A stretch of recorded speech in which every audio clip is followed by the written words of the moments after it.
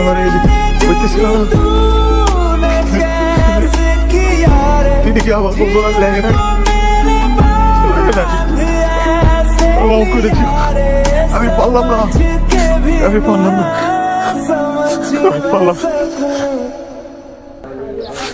বাবা মুখদার তো গোসল করানো লাগে দেরি হইলে মুখদার কষ্ট হইল গোসল করানোর ব্যবস্থাটা করতে হয় বাবা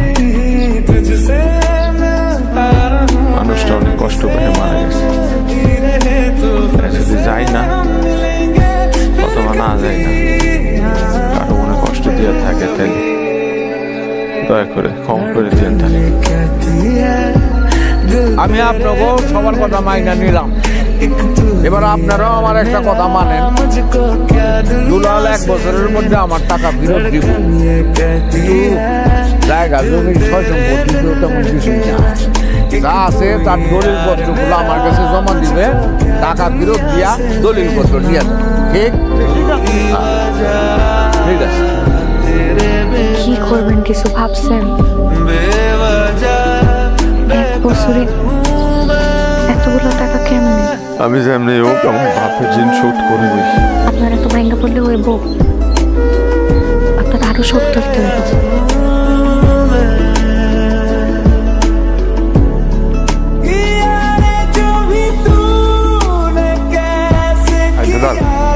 তার মা জনে ডাকে যাইতেছি সই আগে সই নিজের নামের পাশে সই হ্যাঁ ঠিক আছে আচ্ছা তুই মাসে বেতন পাস কত কইছিলেন তো 12 দিন দেন তো 10,000 দেই তো আরে আমি তো দেই তোর এই যে 7 লাখ টাকায় মাসে 5,000 টাকা কাটা হয়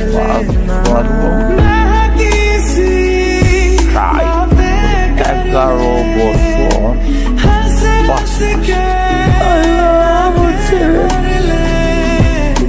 তার বাপের রিচুস করতে পারে তার ক্ষমতা দিও আল্লাহ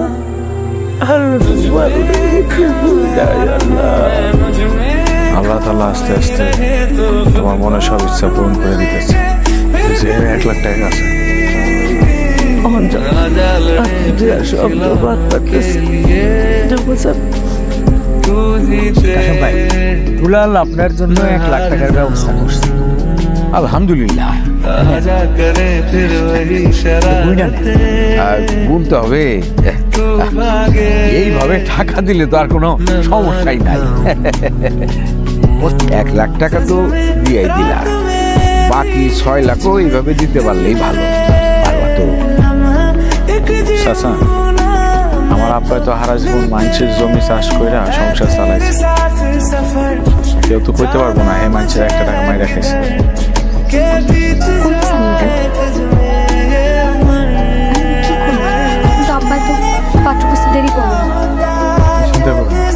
আমি জীবন অনেক কিছু হারাইছি আমি তোমার এখন দিতে সৃষ্টির আগে থেকে স্বামী স্ত্রী চলা শিখা লাগছে আমরা কি আপনার আমার স্বামী হিসেবে আমার কপালে লেখা রাখি নাই তুই এত ভাঙ্গা পড়তেছো কেন সামনের পর একটা করে একটা বিপদ আছে কি লেখা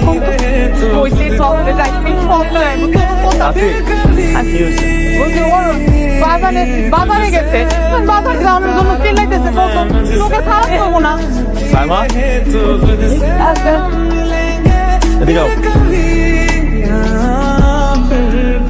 বাজারে যাইতে হয় তুমি যাও আমার লগে ঘরে যাও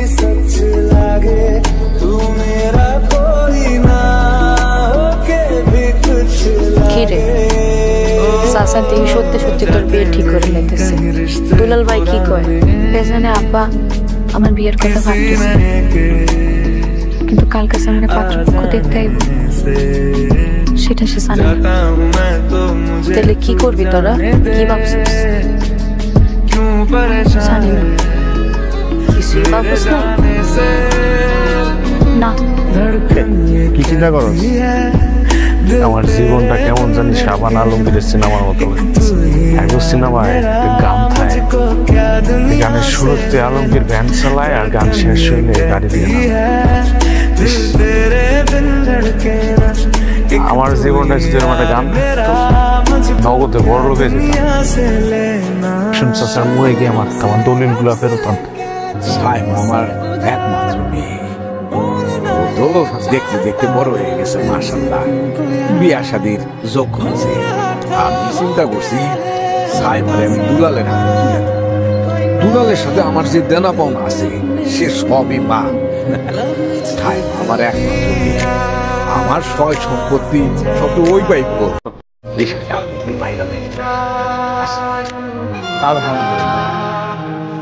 দুলাল আসছো? আসো বাবা, বসো।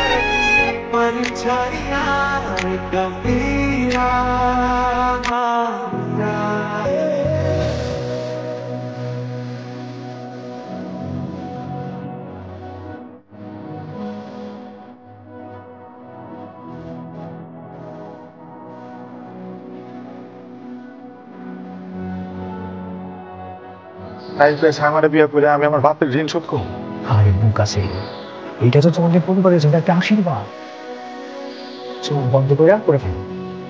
আমরা সবাই মিলে আল্লাহর বান্দা। কিন্তু চাচা আমার তো ইচ্ছা ছিল। আরে বাবা, বেকায়দা ভরা মানুষের ইচ্ছা অনিচ্ছার কোনো দাম নাই। নামাজের সময় হয়ে গেছে, আসো।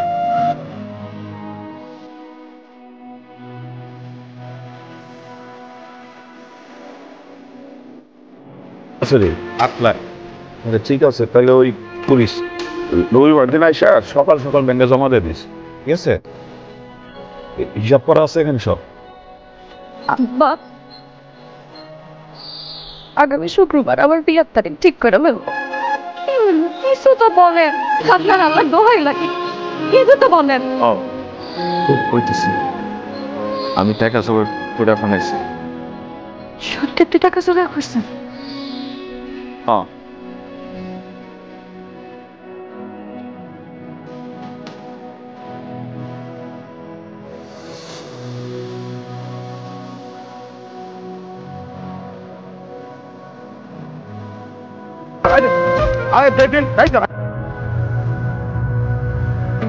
আমি বিশ্বাস করে আমার ট্যাক্সের দায়িত্ব দিয়ে রাখছিলাম। আমার ট্যাক্সি পেয়ে বললি মহাজন আমি মাফ করে দেন। তুই কেমনি করবি? তুই সেই পাকে খাস, সেই পাকে সিদ্ধ করলি। মানুষ বলে ওটা আমি মিশে দিলাম। আমরা তো পৃথিবীর সৃষ্টির আগেই তাদের সৃষ্টি লেখা আছে, এদিকে আমার উপর লেগে নাই।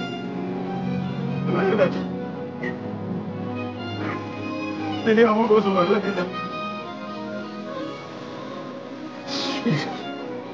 অনেক মাফ করে দিও, আমি পারলাম না।